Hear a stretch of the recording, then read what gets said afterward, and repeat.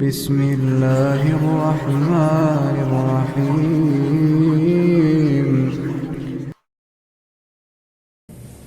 Assalamualaikum warahmatullahi ta'ala wabarakatuh.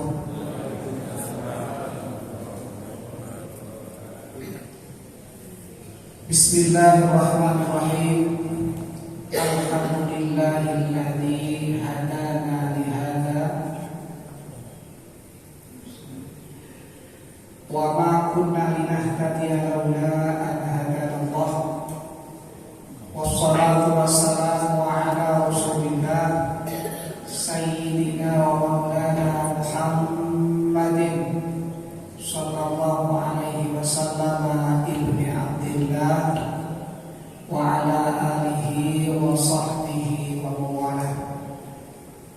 Rabbi shrah li sadri wa yassir li amri wahlul 'uqdatam min lisani yafqahu qawli. Yang kami hormati, yang kami muliakan segenap para alim, minal ulama, para bapak kiai, para ibu nyai, para asatid, para ustadzah, wabil khusus pengurus besar takmir masjid ini. Tidak lupa hadirin hadirat, bapak-bapak, ibu-ibu, jamaah zikir ahad pagi yang insya Allah mugi-mugi kula panjenengan ini termasuk orang yang selalu dan senantiasa dimuliakan Allah Subhanahu wa ta'ala. Alhamdulillah wa syukurillah, kita semua bisa hadir di tempat yang penuh berkah ini. Muga-muga kula panjenengan estu selalu imane tambah munggah. Amin ya rabbal alamin. Shalawat dan salam mudah-mudahan tetap terhaturkan kepada junjungan kita Nabi Agung, Nabi besar Muhammad sallallahu alaihi wasallam, Nabi akhir zaman yang memberikan kita cahaya terang berupa iman dan Islam, sehingga dengannya kita bisa membedakan mana yang benar, mana yang salah. Kita bisa membedakan mana yang betul dan mana yang batil. Alhamdulillah. Para hadirin sekalian, jamaah sholat subuh yang dimuliakan oleh Allah, di dalam kitab Mashoihul Ibad bab 3 makalah nomor 34 kami bacakan. Wal maqalatur rabi'atu wassalasun, di dalam makalah yang nomor 34, Ani bin Abbasin, diriwayatkan dari sahabat Abdullah ibnu Abbas radhiyallahu anhu, annahu qala, sesungguhnya beliau ini berkata, Az-zuhdu salatatu ahrufin. Az-zuhdu, zuhud itu salatatu ahrufin, terdiri dari 3 huruf. Zayun, wahaun, wadalun. Zuhud itu terdiri dari 3 huruf. Zai, kemudian ha, dan kemudian dal.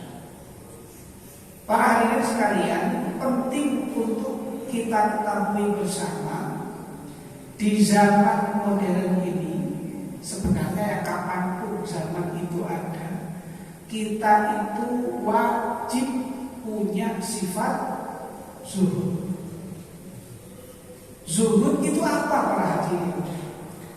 Apa kemudian dikatakan zuhud itu orang yang tidak mau uang?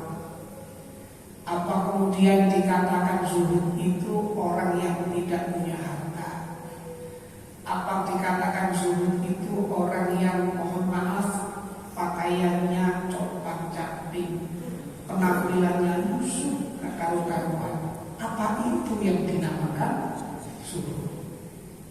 Ini yang harus kita pahami bersama biar kita tidak salah paham, apalagi sampai gagal paham. Salah paham ini saya penting Pak. Pun gagal paham ini bisa bahaya. Para hadirin, secara etimologi zuhud itu maknanya yang pertama secara bahasa artinya sedikit. Contoh dalam sebuah susunan kata bahasa disebut ataupun zahid, pemberian yang sedikit, atau juhduhu zahid, perjuangannya sedikit. Ini yang pertama. Kemudian di dalam definisi etimologis yang lain disebutkan zuhud itu secara bahasa juga dimaknai tidak mau atau tidak suka. Di dalam surat Yusuf ayat 20 Allah Subhanahu wa taala berfirman ketika menceritakan Nabi Sulaiman yang dulu sebelum ditemukan oleh saudagar, Nabi Sulaiman itu dimasukkan ke dalam apa itu? Subur. Allah Subhanahu wa taala berfirman, "Wa syarahu bi tamanin darahim ma'dudah wa kanu fihi minaz zahidin." Dan para saudagar yang menemukan Nabi Yusuf itu menjual Nabi Yusuf itu sebagai seorang budak dengan harga beberapa dirham saja, tidak banyak. Kalau dinar itu mata uang emas, kalau dirham itu mata uang perak, jadi nilainya tidak banyak. Wa kanu minaz zahidin, nah ini jangan salah paham. Dan mereka saudagar itu termasuk orang-orang yang tidak suka kepada Nabi Yusuf, makanya dihargai murah. Kan dimaknai para saudagar itu termasuk orang-orang yang zuhud, jangan salah paham. Ini secara bahasa. Tapi secara istilah di dalam kitab Ihya Ulumuddin, seorang imam yang cukup terkenal gelarnya Hujjatul Islam, Syekh Imam Al-Ghazali memberikan penjelasan kepada kita. Zuhud itu bukan berarti orang yang tidak punya harta. Walaisa zuhdu faqdul mali. Orang yang zuhud itu bukan berarti orang yang tidak punya harta. Walakinnahu, akan tetapi zuhud itu adalah faragul qalbi anhu, adalah kosongnya hati, sterilnya hati dari ambisi memperoleh harta. Niku sing diarani zuhud. Jadi bukan berarti orang yang zuhud itu tidak mau harta, tidak. Tapi dia menggunakan hartanya hanya sebatas untuk sarana sebagai memperoleh akhir. Nah, itu yang benar.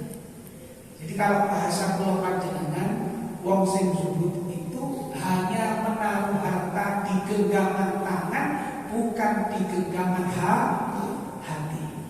Apalagi sampai dimasukkan kepada jiwa, sehingga yang hartanya hilang itu gak sampai, mohon maaf, lek dimasukkan hati itu gak sampai sakit hati. Apalagi lek dimasukkan jiwa, hartanya hilang, wong sakit jiwa. Nah, untuk bilang ini yang dinamakan dengan zuhud. Duduk wong zuhud itu gak gelem bondo belas, bukan.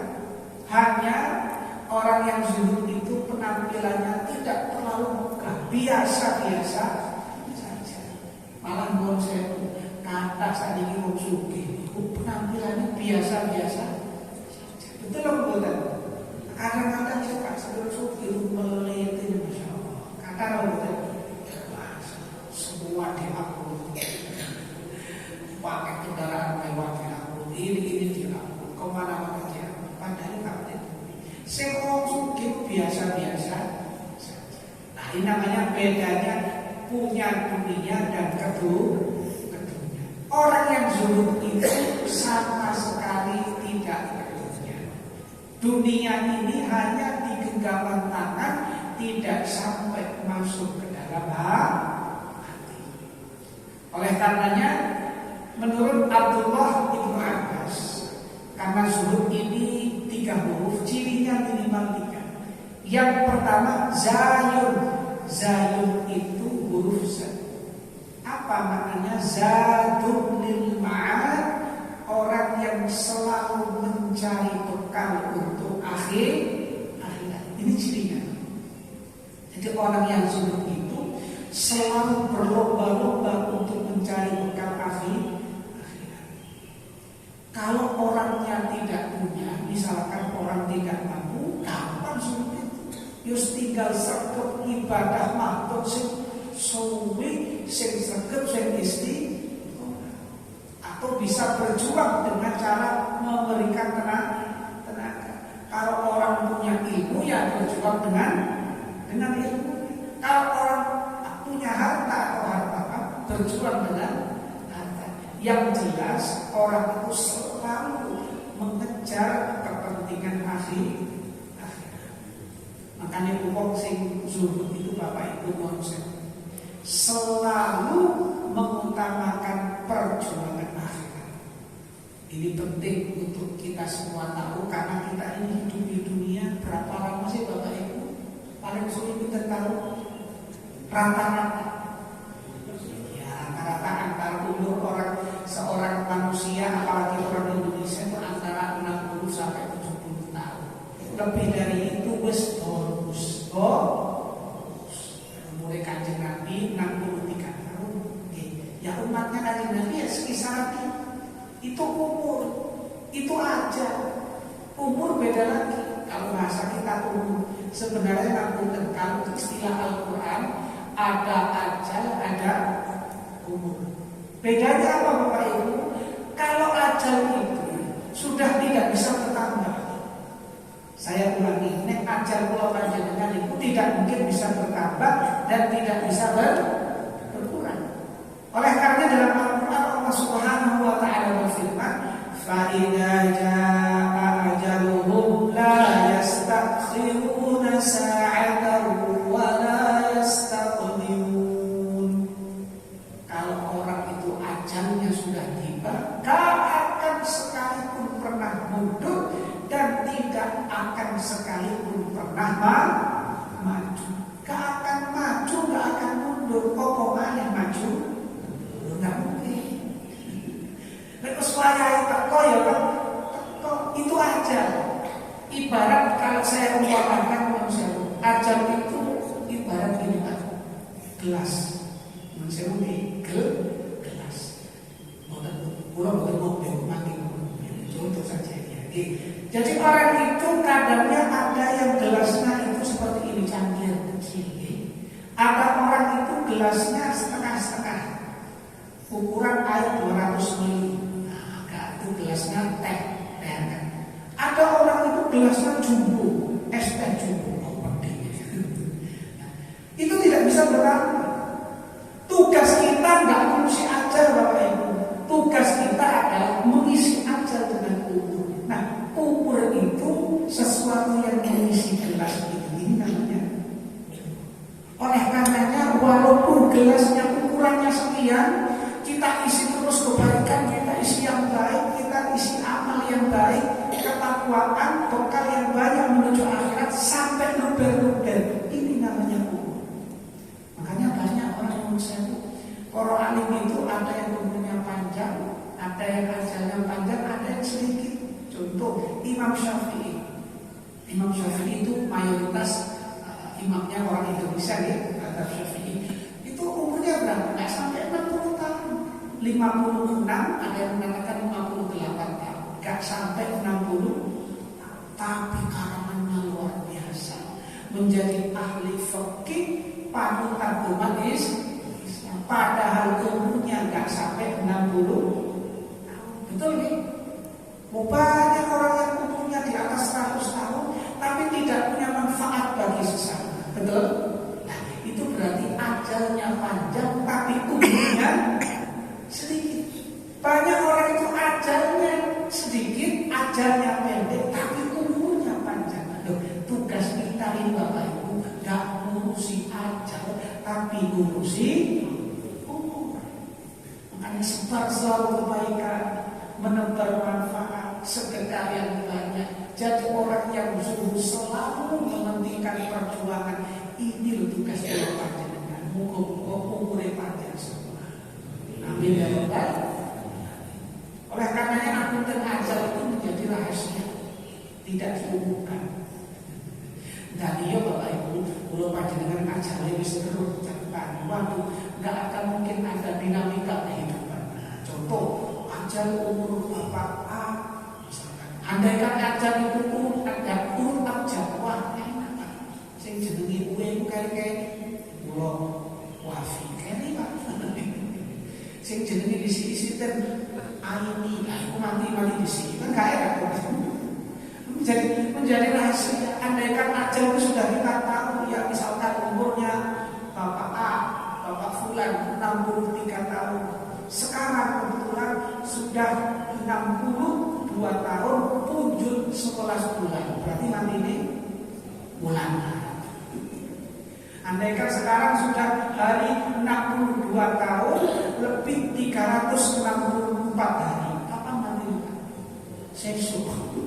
Tambah ada dinamika. Jadi kan gak bisa ngonten gue siap-siap toh. Remot terus boleh wayahe mati toh. Padahal belum tentu nih. Kalau panjenengan kata ini belum tentu mati ini di sini atau kali belum betul. Nah, makanya orang itu mati muda pantas, mati tua ya juga.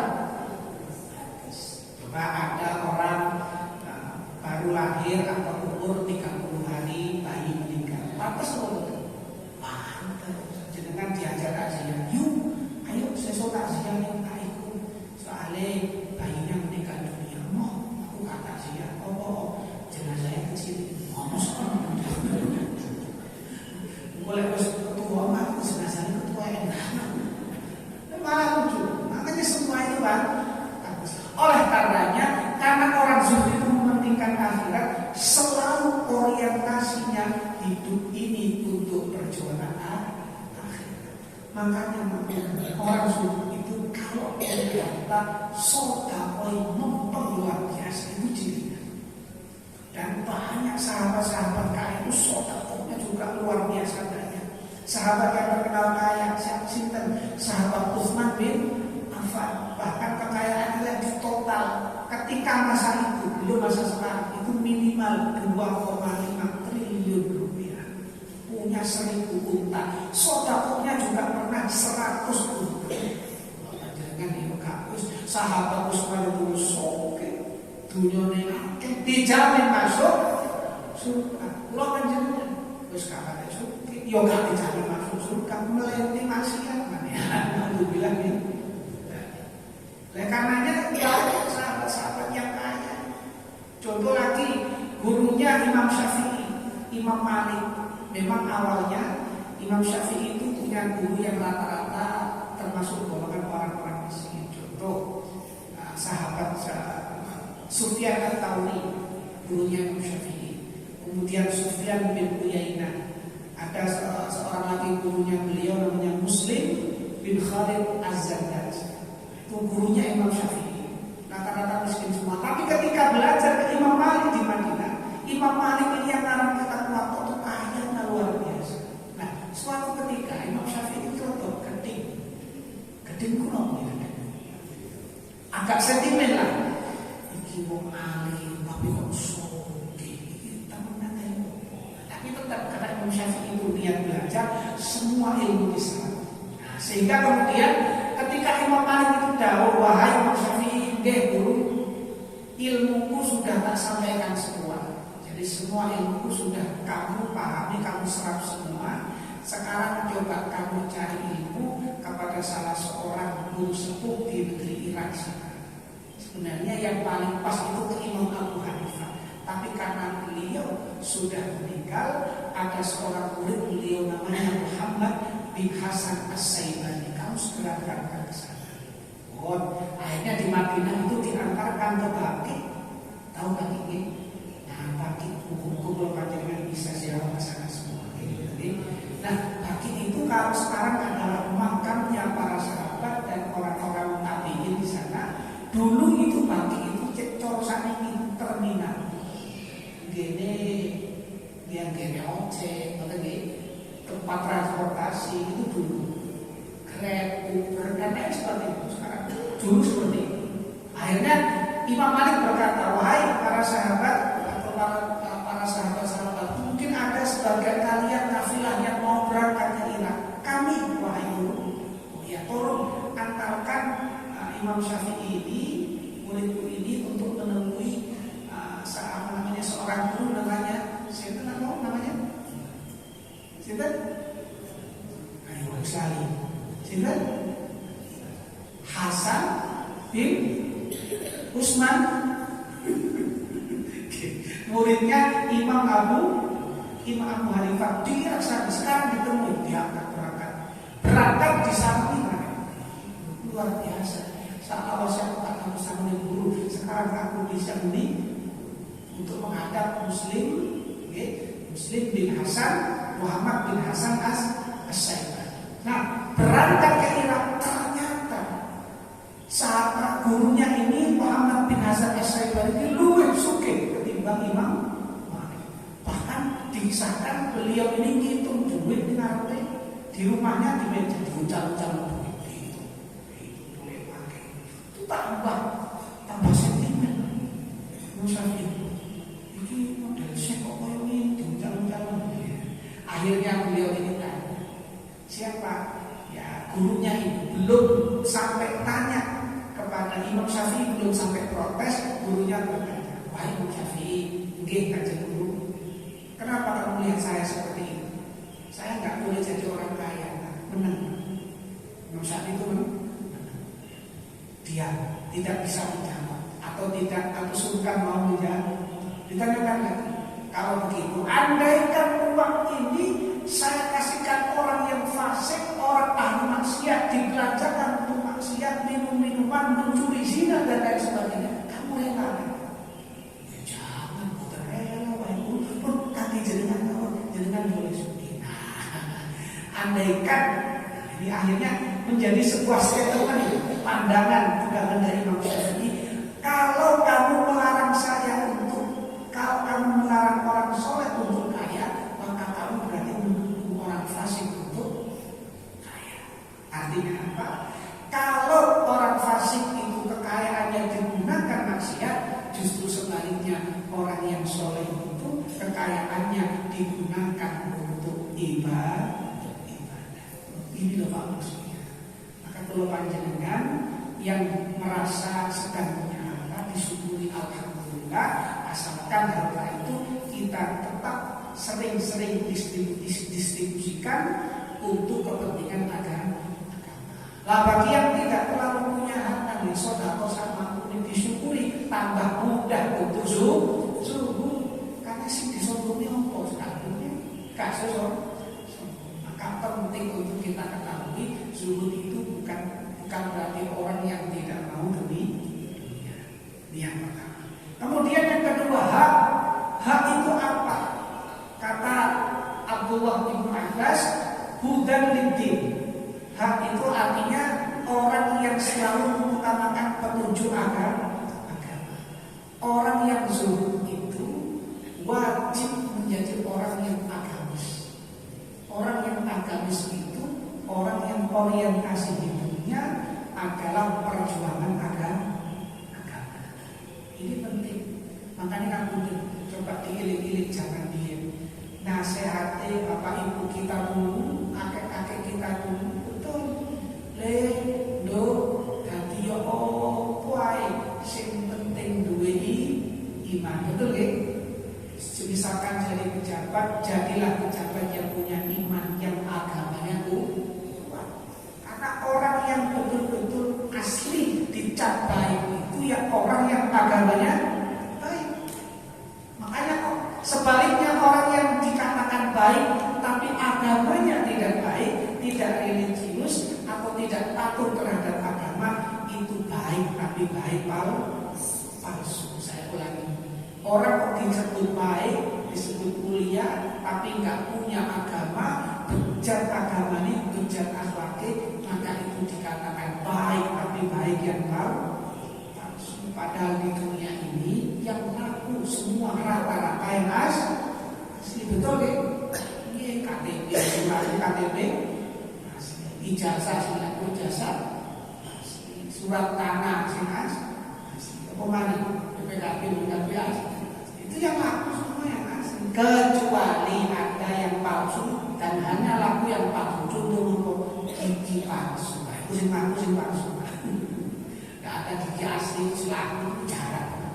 Jenengan misalnya sing butuh rada kropos rada dokter, saya mau ganti gigi. Oh iya, kebetulan saya punya gigi asli. Itu kan itu. Ini orang kecelakaan apa untu dia? Oh ya kalau bahaya. Jadi lek untune untu sing palsu. Itu aja. Yang lain semuanya yang aku yang asli. Oleh karenanya orang itu kalau sudah agamanya kuat, jadi apa saja maka pasti akan hebat, pasti akan jujur, pasti akan amanah. Karena iling nasihati mbah-mbah biyen, lo dadi yo koyo botrek. Iling botrek lagi zaman dulu itu. Jadi botrek itu apa? Ingat sponsor botrek berlapis dua, berkhasiat ganda. Misalkan kita pekerjaannya di kantor, jujurnya luar biasa. Ada yang jadi Pak Camat, pinter, hafal istighosah. Ada yang kerja menjadi TNI, hafal Quran. Begitu Pak maksudnya. Jadi orang yang profesinya apapun itu, agamanya juga harus bisa menjadi ciri khas. Itu hebatnya orang yang kemudian apa yang benar? Kata Abdullah bin Abbas, ad-dalu maksudnya adalah dalam taat, orang yang selalu taat terhadap perintah Allah Subhanahu wa ta'ala. Saya yakin insya Allah dengan semua kita akan menjadi orang yang mudah taat, terutama buku-buku Surya ini bisa menikmati ibadah. Ini yang paham. Kadang-kadang kalau panjenengan sergap atau sulit untuk ibadah karena kita belum bisa nikmat ibadah. Padahal ini mahal harganya. Karenanya saya juga ikut mengingatkan tadi walau diingatkan oleh Bapak Takmir, nanti besok minggu akan ada terapi sholat bahagia. Kita ikuti supaya kita itu bisa merasakan kenikmatan ketenangan di dalam ibadah. Karena itu mahal harganya. Karena menurut saya salah satu ini menurut para ulama, salah satu tanda Allah itu berpaling dari kita adalah ketika Allah menyibukkan kita dengan hal-hal yang tidak bermanfaat. Jadi tandanya Allah sedang berpaling dari kita. Nah, kalau panjenengan sibuk dengan sesuatu yang tidak bermanfaat, hati-hati Bapak Ibu. Itu jangan-jangan Allah sudah mulai menjauh dari kita. Alhamdulillah min. Oleh karenanya buku-buku ini tetap istiqomah, ibadah tetap pempeng, jamaah terutama subuh tetap rame istiqomah, selalu rajin ibadah kepada Allah Subhanahu wa ta'ala. Amin amin ya rabbal alamin. Moga kita bersama baca istighosah, zikir, menulis kepada Allah, buku-buku sedaya hajat kula panjenengan iki dikabulkan kalian Gusti Allah. Semua anak cucu kita dijadikan anak cucu yang sholihin, sholihat, manfaat, barokah. Seluruh pekerjaan kita mudah-mudahan dibarokahi oleh Allah Subhanahu wa ta'ala. Amin amin ya rabbal alamin. Ilahana anta maksuduna wa ridha matlubuna wa ilmuna mujadi hajatina hasbuna an su'alina bi qira'atil Fatihah wa qurban ta'abbud wa tawassula bi hadrati Rasulillah Muhammad sallallahu alaihi wasallam. Thumma ila awliya azwajihi wa dhurriyyatihi wa ibadihi khususan Abi Bakar wa Umar wa Utsman wa Ali wa ila sikatil mutabimina lil asyrafil kiram wa ummahatina wa jadadina mujaddadina khususan asas hadhihi Korea wa khususan man waqafa hadhihi masjid dan masjid khususan yang waqaf tanah masjid ini. Syai'ul Fatihah. A'udzu billahi minasyaitonir rajim. Bismillahirrahmanirrahim. Alhamdulillahirabbil alamin arrahmanir rahim maliki yaumiddin. Iyyaka na'budu wa iyyaka nasta'in ihdinas siratal mustaqim siratal ladzina an'amta 'alaihim ghairil maghdubi 'alaihim waladdallin. Amin.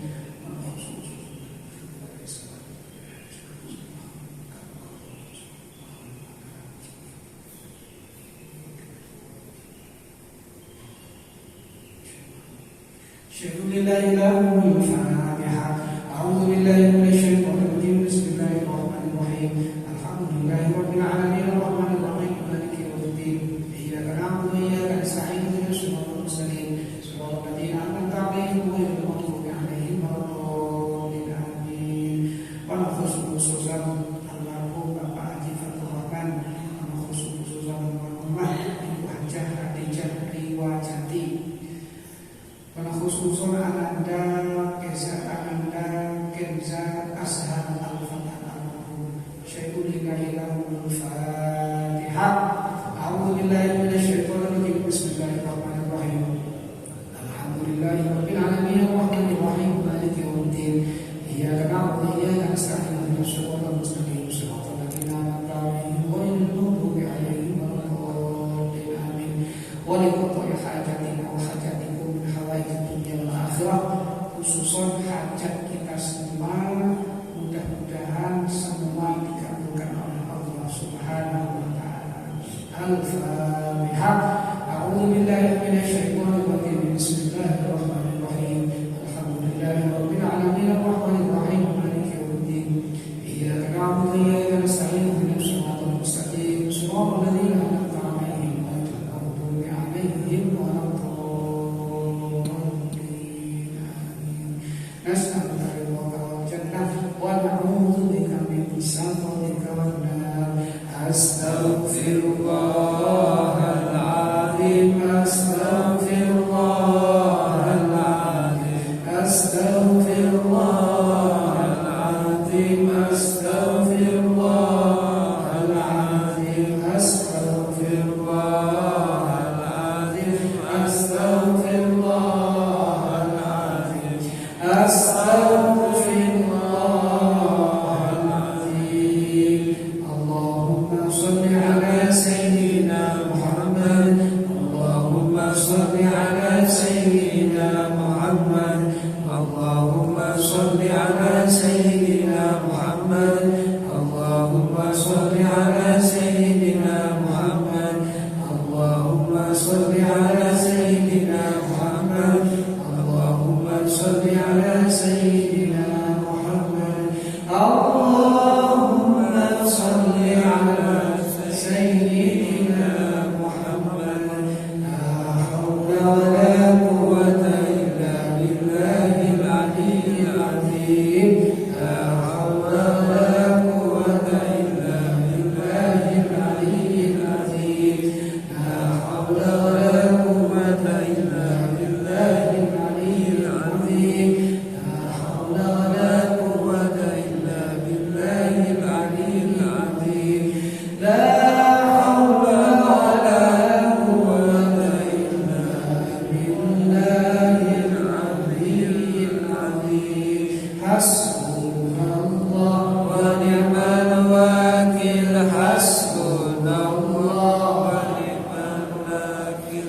Hasbunallah wa ni'mal wakil. Hasbunallah wa ni'mal wakil. Hasbunallah wa ni'mal wakil. Hasbunallah wa ni'mal wakil. Hasbunallah wa ni'mal wakil. Ya Allah ya salam, ya Allah ya salam, ya Allah ya salam, ya Allah ya salam, ya Allah ya salam, ya Allah ya salam, ya Allah ya salam. Ya Allah Gusti, kami yakin semua penyakit itu datangnya darimu, dan Engkau tidak mungkin menurunkan penyakit tanpa menurunkan obatnya. Sembuhkanlah kami yang sedang sakit, ya Allah. Sembuhkanlah saudara kami yang sedang mengalami sakit, ya Allah, sehingga mereka dapat sembuh dan rajin beribadah kepada Allah. Ya Allah ya Syifa, ya Allah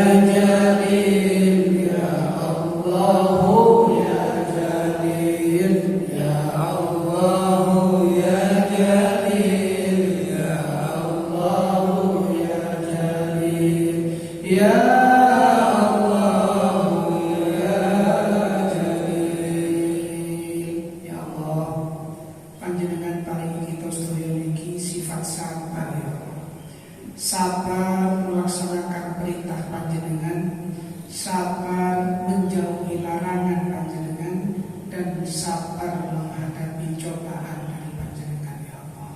Ya Allah, ya Sabur, ya Allah, ya Sabur, ya Allah, ya Sabur, ya Allah, ya Sabur, ya Allah, ya Sabur, ya Allah, ya Sabur, ya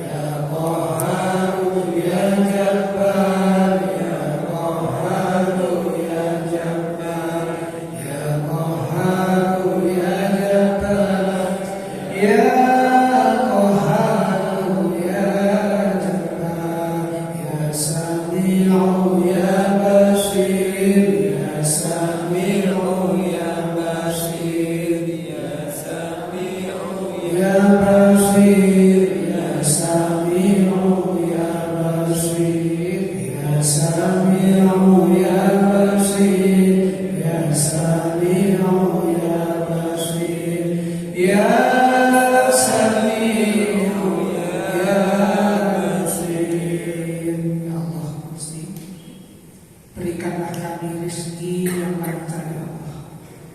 Berikanlah kami kelancaran dalam pekerjaan kami, ya Allah. Limpahkanlah kepada kami rezeki yang mengalir seperti alirannya sumur Zam-Zam, ya Allah. Berilah kami rezeki yang bisa mengantarkan kami ziarah ke Mekah dan ke Madinah, ya Allah.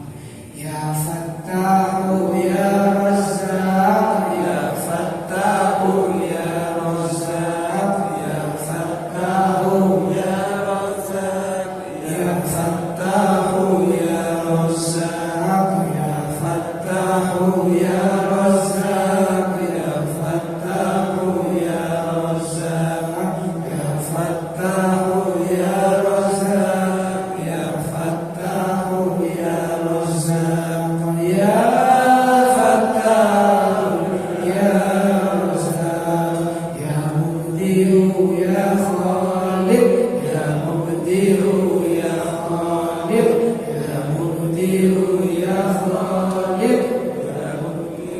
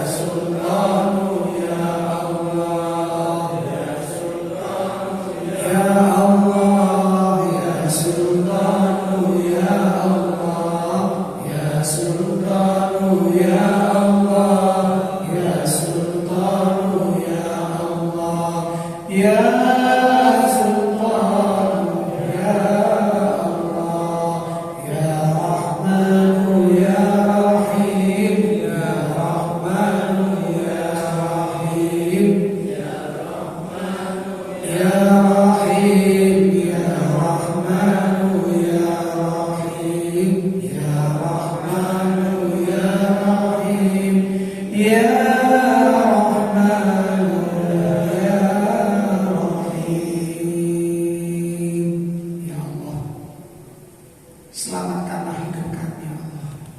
Panjenengan selamatkan usaha kami, Panjenengan selamatkan pekerjaan dan ilmu kami ya Allah.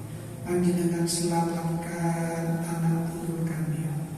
Panjenengan selamatkan juga semua ibadah kami ya Allah. Selamat di dunia, selamat di akhirat ya Allah. Salamun qawlan min rabbir rahim. Salamun qawlan min rabbir rahim. Salamun qawlan min rabbir rahim. Salamun qawlan min rabbir rahim. Salamun qawlan min rabbir rahim. Salamun qawlan min rabbir rahim. Salamun qawlan min rabbir rahim. Ya Allah Gusti, karuniakanlah kepada kami keturunan anak cucu yang sholihin, sholihah, manfaat dan barokah.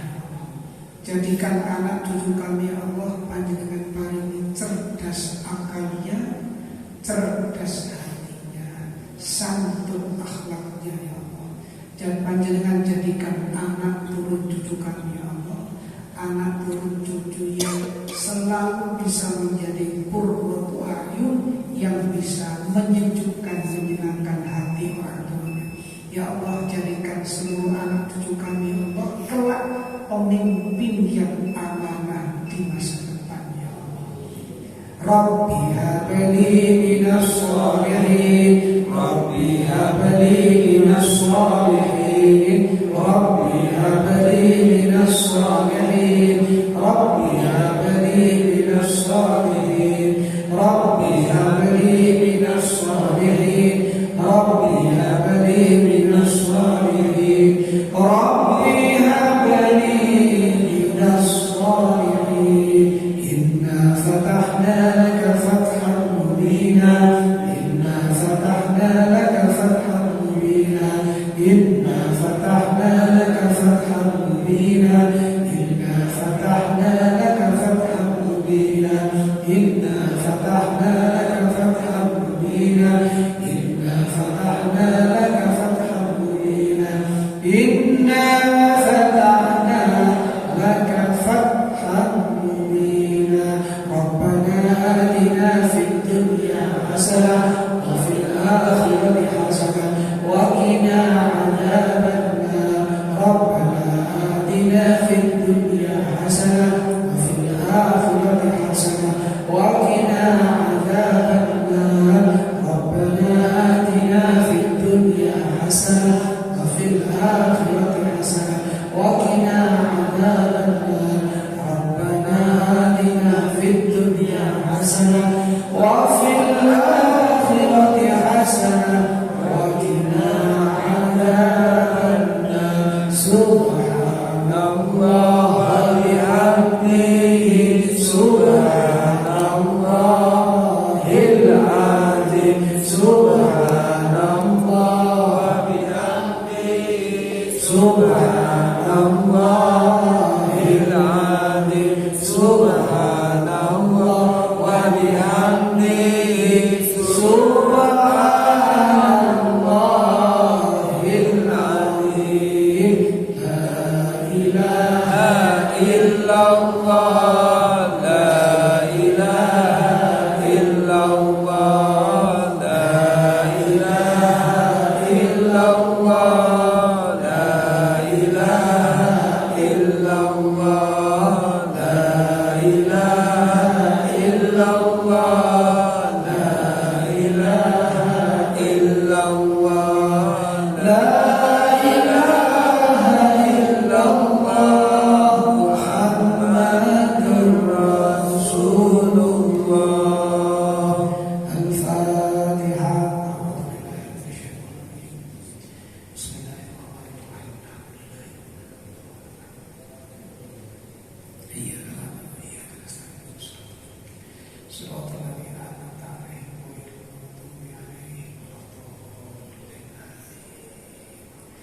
A'udzubillahiminasyaitonirrajim. Bismillahirrahmanirrahim. Allahumma shalli wa sallim wa barik ala sayyidina Muhammad.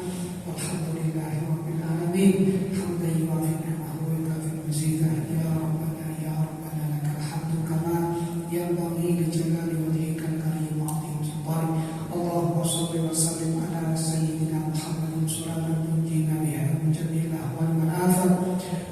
وتقضي لنا بها جميع الحاجات وتطهرنا بها من جميع السيئات وترفعنا بها إنك على الدرجة وتبلغنا بها أقصى الغاية من جميع الخيرات في الحياة وبعد الموت. اللهم اغفر لنا ذنوبنا ولوالدينا وارحمهم كما ربونا صغارا ولمشايخنا ولجميع المسلمين والمسلمات والمؤمنين والمؤمنات برحمتك يا أرحم الراحمين. اللهم إنا نسألك الهدى والتقوى والعفاف والغنى. اللهم اجعلنا وأولادنا وذريتنا وتلاميذنا العلماء الصالحين المجتهدين المتقين المستقيمين المعلمين العارفين الفائزين الغالين الزاهدين الصابرين الشاكرين الطاهرين الحفاظين لكتابك العزيز ومن شريعة الزائرين إلى بيتك الحرام وإلى قبر سيدنا محمد صلى الله عليه وسلم بسلامة القبور الممسولين المخطوبين بخاتمة الحسنى. اللهم ألف بين قلوبهم وأصلح ذات بينهم. اللهم اهدنا وإياهم بأحسن الأخلاق واصلحنا وسيرا إنك على كل شيء قدير. اللهم إنا نسألك حسن الخاتمة ونعوذ بك من سوء الخاتمة. ربنا أتمم لنا نورنا واغفر لنا إنك على كل شيء قدير. ربنا آتنا في الدنيا حسنة وفي الآخرة حسنة وقنا عذاب النار. وصلى الله على سيدنا محمد والحمد لله رب العالمين. Mari kita tutup dengan doa kafaratul majlis. Bismillahirrahmanirrahim. Subhanakallahumma wa bihamdika asyhadu an la ilaha illa anta astaghfiruka wa